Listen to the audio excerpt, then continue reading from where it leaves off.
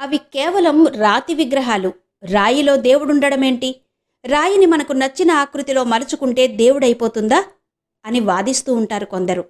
అలాంటి వారికి అవును, మనం నమ్మితే ఖచ్చితంగా రాతిలో దేవుడున్నాడు అని చెప్పే ఆలయమది.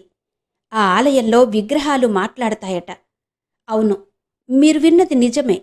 ఈ ఆలయంలో అత్యంత రహస్యమైన వామాచార, తాంత్రిక ఆచారాలను పాటించే ఈ దేవాలయంలో ఇటువంటి వింత ఉండడం విచిత్రమేమీ కాదంటారు సాధకులు. శాస్త్ర విజ్ఞానం ఇంతగా పెరుగుతున్న ఈ రోజుకి కూడా ఈ ఆలయంలోని విషయాలు కనిపెట్టలేని రహస్యాలుగానే మిగిలిపోయాయి. ఉదయం వేళల్లో సర్వాంగ సుందరంగా కళకళలాడుతూ కనిపించే ఆ ఆలయం రాత్రి వేళల్లో మాత్రం గుండె దడ పుట్టిస్తుంది. పగలంతా అమ్మవారిని సేవించడానికి భక్తి ప్రపత్తులతో వచ్చే ప్రజలు రాత్రి అయితే అటు చూడ్డానికి కూడా భయపడతారట. నిజానికి బీహార్ తాంత్రిక విద్యలకు పెట్టింది పేరని చెప్తారు.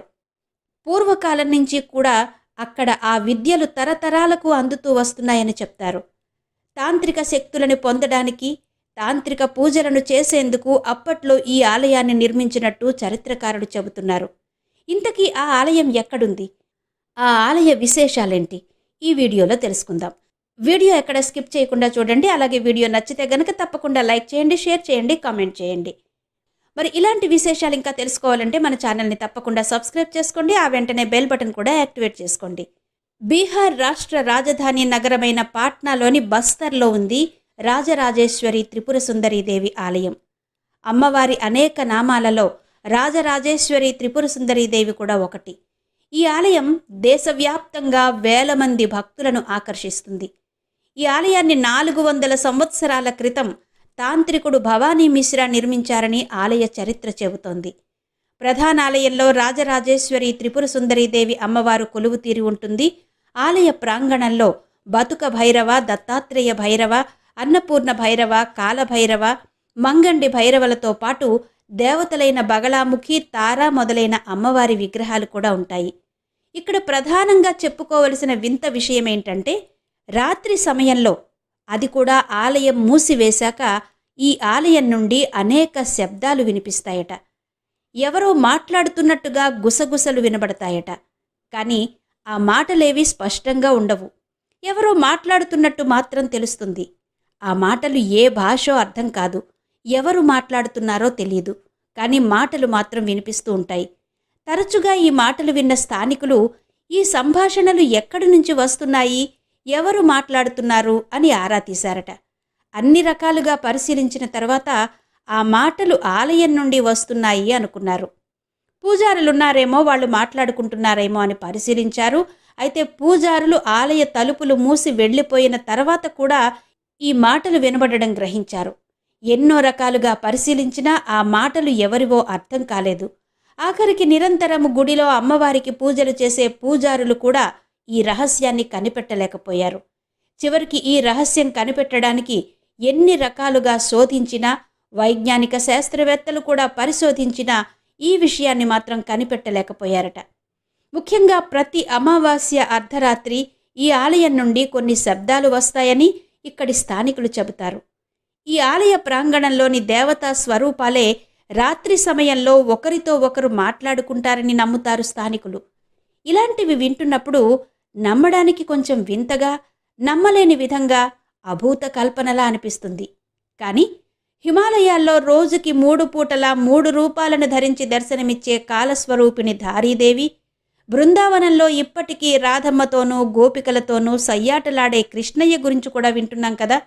మరి అలాంటప్పుడు ఇది కూడా నమ్మక తప్పదనే చెప్పాలి. నిజానికి మన దేశంలో ఎన్నో దేవాలయాల్లో ఇలాంటి అద్భుతాలెన్నో కనబడుతూనే ఉంటాయి, వినబడుతూనే ఉంటాయి. సరే, ఇంతకీ ఈ ఆలయంలో రాత్రి వేళల్లో, ముఖ్యంగా అమావాస్య రాత్రుల్లో వినిపించే మాటల లాంటి ఆ శబ్దాల సంగతేంటి? దీనికి ఒక కారణం చెప్తారు స్థానికులు, కొందరు తాంత్రికులు, పండితులు. ఈ ఆలయం తాంత్రికుడైన భవానీ శంకర్ మిశ్రా నిర్మించడం, అందులో జరిపే తాంత్రిక పూజల కారణంగానే ఆ ఆలయంలో కొన్ని శక్తులు మాట్లాడతాయని చెప్తారు.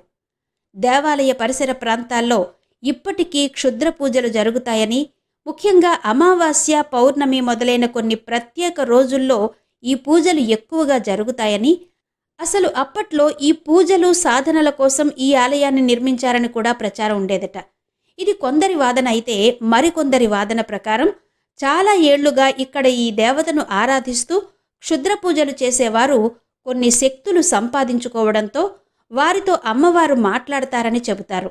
అది కూడా అర్ధరాత్రి తర్వాత మాత్రమే ఈ సంభాషణ జరుగుతుందని వారు చెప్తారు. పూజారులే కాకుండా కొంతమంది భక్తులకు కూడా ఈ మాటలు వినిపించిన ఘటనలు ఎన్నో ఉన్నాయని చెప్తారు.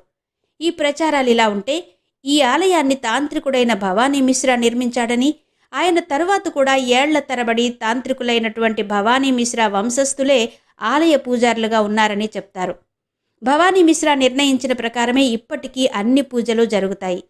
భవానీ మిశ్రా ఈ ఆలయం కట్టడానికి ఎంతో తపస్సు చేశాడని, ఆ తపస్సుతో ఆయన చాలా శక్తులు సంపాదించుకున్నాడని, ఆ తపస్సు కారణంగానే మిశ్రా నెలకొల్పిన విగ్రహాలలో జీవం వచ్చిందని, అప్పటి నుండి ఈ విగ్రహాలు అమావాస్య లాంటి కొన్ని ప్రత్యేక సందర్భాల్లో మాట్లాడతాయని నమ్ముతారు స్థానికులు.